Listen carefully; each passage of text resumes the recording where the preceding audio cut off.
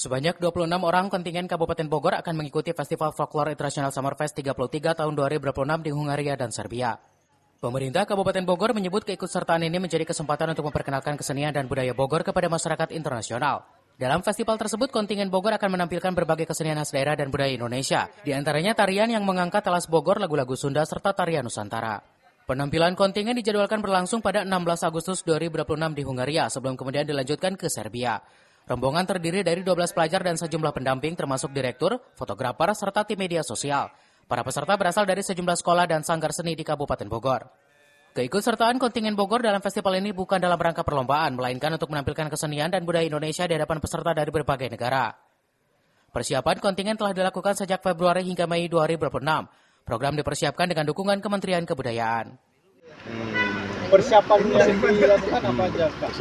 Tentunya sih latihan dan juga selain latihan, mental visi, terus juga administrasi kita udah siapkan dari jauh-jauh hari, dari tahun kemarin. Misi kebudayaan yang bakal dibawa seperti apa sih? Itu kita tuh ngebawain tarian-tarian Nusantara, tarian-tarian yang ada di Indonesia, kayak Papua, dari daerah Papua, dari daerah Jawa Barat tentunya, dan sebagainya.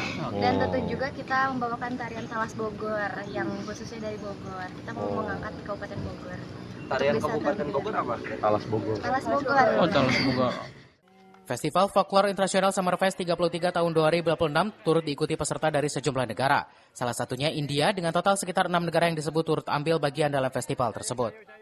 Keikutsertaan kontingen Kabupaten Bogor diharapkan dapat memperluas pengenalan kesenian dan budaya daerah sekaligus memperkuat diplomasi budaya Indonesia di tingkat internasional. Dari Cibinong, Kabupaten Bogor, Edi Junaidi melaporkan.